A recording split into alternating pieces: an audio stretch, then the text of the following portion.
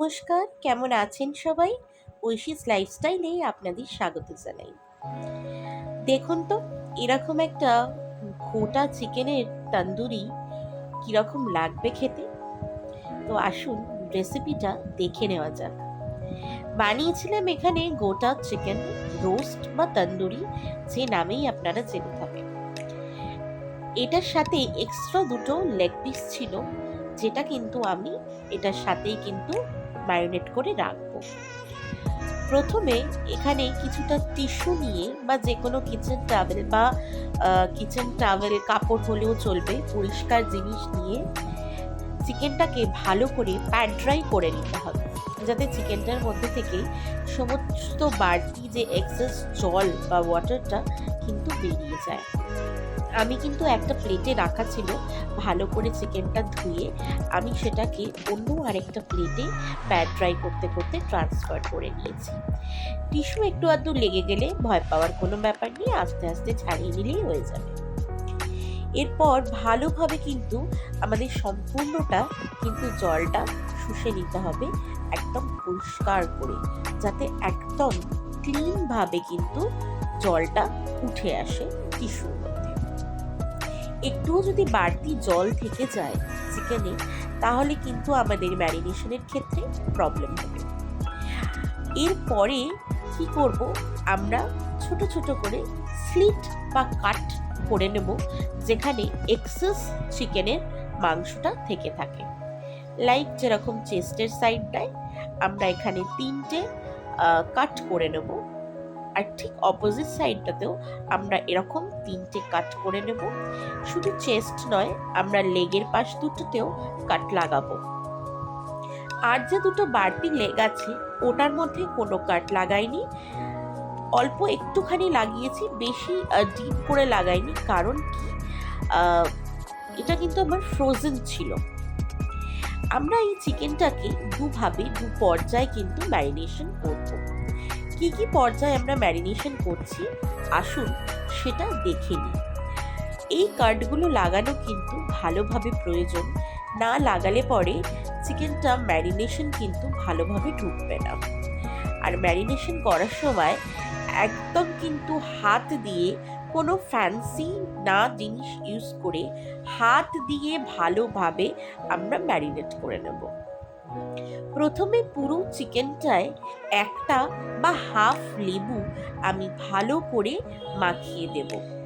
খুব সুন্দরভাবে ঘষে ঘষে কিন্তু প্রত্যেকটা সাইড, প্রত্যেকটা কোণা চিকেনটার কিন্তু মাখিয়ে দেব।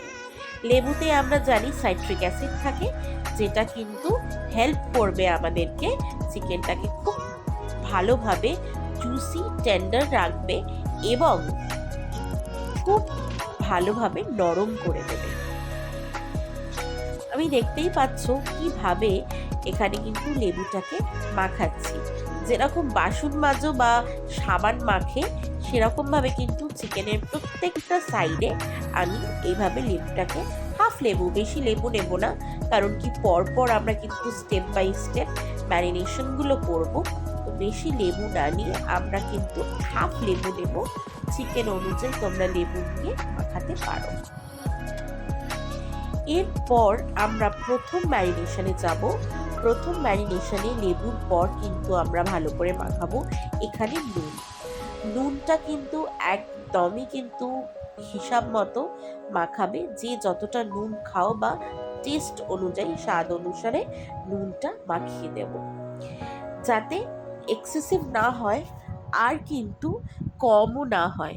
এটা বেক হবে, লেবু লাগানো রয়েছে, তো নুনটা আমাদের দেখে লাগাতে হবে।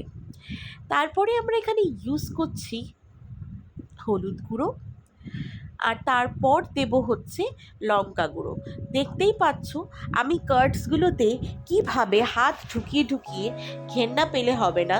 যদি তোমাদের মনে হয় কোনো রকম কোনো সমস্যা, তাহলে হাতে একটা গ্লাভস বা প্লাস্টিকের ইউজ করে দিতে পারো, যাতে কিনা তুমি ভালোভাবে চিকেনটাকে একদম ভেতরে ঢুকিয়ে ঢুকিয়ে ভালোভাবে কিন্তু একদম মাসাজের মতো করে করে পুরো মশলাগুলো লাগাতে হবে, না হলে কিন্তু চিকেনটার ভেতরে মশলা একদমই ঢুকবে না।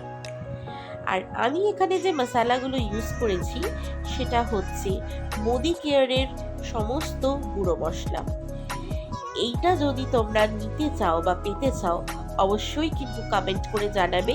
অনেক ভালো, আর অল্প একটু দিলেই অনেকটা তোমাদের কিন্তু জিনিসটা পূরণ হয়ে যায়। তোমাদের অল্প ইউজ করতে হবে। এটা তোমরা যদি পেতে চাও বা নিতে চাও অনেক কমের মধ্যে কিন্তু খুব ভালো মশলা তোমরা অনেকটা গ্রামে পেয়ে যাচ্ছ। এরপরে আমি কিন্তু ঝাল যে আর কি লঙ্কা গুঁড়োটা, কাশ্মীরি রেড চিলিও দেব, কিন্তু আমি এখানে মোদি কেয়ারেরই ঝাল যে লঙ্কা গুঁড়োটা সেটাও কিন্তু দিয়ে দিলাম। ভালো করে দিয়ে এপিট ওপিট করে মাখিয়ে নেব। এর পরের পর্যায়ে আমরা ইউজ করব একটুখানি, এই পর্যায়েও দিতে পারো তেল, কিন্তু আমি বলবো এই পর্যায়ে কিন্তু এইটা এইভাবে মাখিয়ে আমরা মোটামুটি 2 ঘন্টা ফ্রিজে বা যে কোনো কিছু ঢাকা দিয়ে আমরা এটাকে 2 ঘন্টা ম্যারিনেট করতে রেখে দেব। 2 ঘন্টা 3 ঘন্টা যেরকম পারবে ম্যারিনেট করতে। আমি বলবো ম্যাক্সিমাম ম্যারিনেট করো, কিন্তু 2 ঘন্টার কম কিন্তু করা যাবে না। মিনিমাম 2 ঘন্টা, ম্যাক্সিমাম আপ টু 4 ঘন্টা 5 ঘন্টা 6 ঘন্টা তুমি ম্যারিনেট করে রাখতে পারো।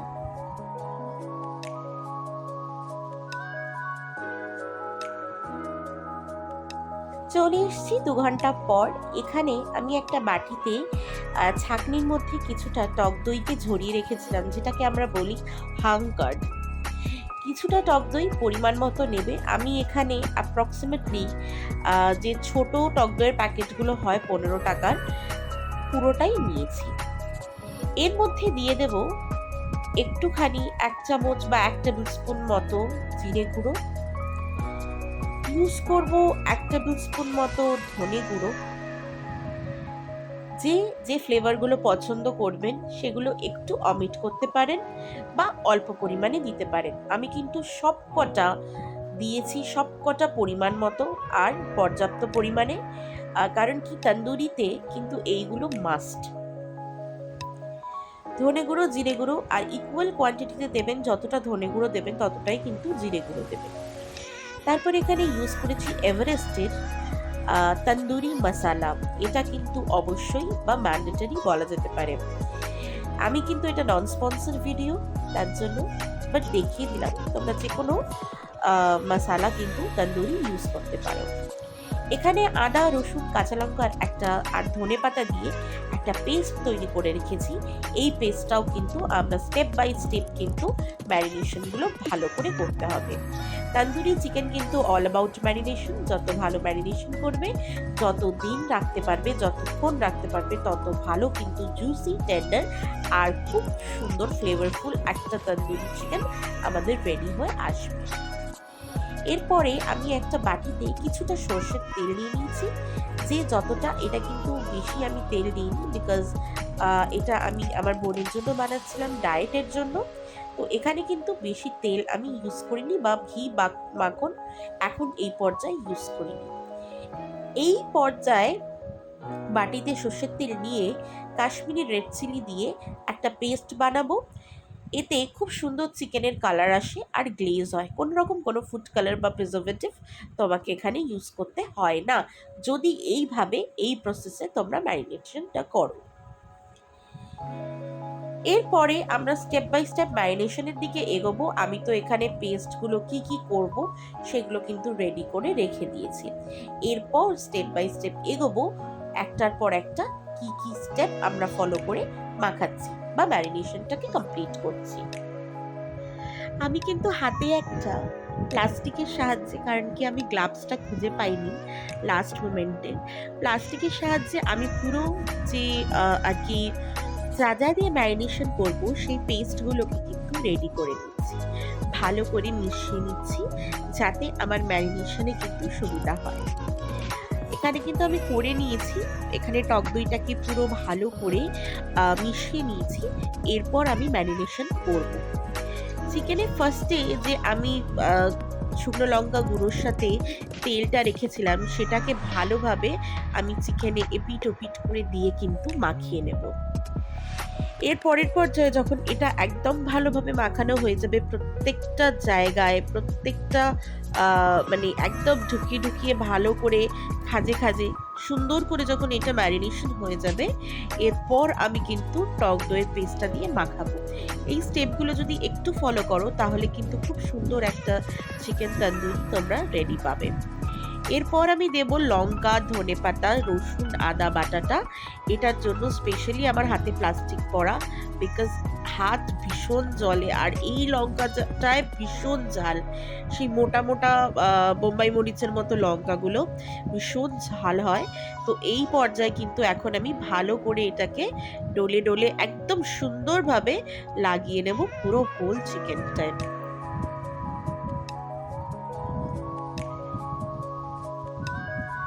আমরা কিন্তু দই দিয়ে দেব না। দইয়ের পর যদি আমরা এই চিকেন কাঁচা লঙ্কা পেস্টটা লাগাই তাহলে কিন্তু এত ভালো ফ্লেভার আসবে না। আমরা আগে কাঁচা লঙ্কা পেস্টটা লাগাবো, তারপরে একদম লাস্ট ম্যারিনেশন হবে টক দই দিয়ে। এরপর আমি কিন্তু টক দই দিয়ে ম্যারিনেশনগুলো করে নিচ্ছি, ভালো করে লাগিয়ে নিচ্ছি। এখানে তোমরা চাইলে আরেকটু বেশি ম্যারিনেশন ইউজ করতে পারো, কিন্তু আমি বলবো যত বেশি তোমরা ম্যারিনেশন বা দই ইউজ করবে, সেগুলো কিন্তু বেক করার সময় বা রোস্ট করার সময় সেগুলো নিচে পড়ে যায়, আর পড়ে যাওয়ার ফলে কিন্তু সেটা ওয়েস্টেজ হয় বা সেটা এক্সট্রা বার্ন হয়ে যায়। তার জন্য একদম মিনিমাম জিনিস ইউজ করবে, যাতে জিনিসটা খুব ভালোভাবে গায়ে লেগে থাকে আর খুব সুন্দর কিন্তু তন্দুরিটা বেক হয় বা রোস্ট হয়।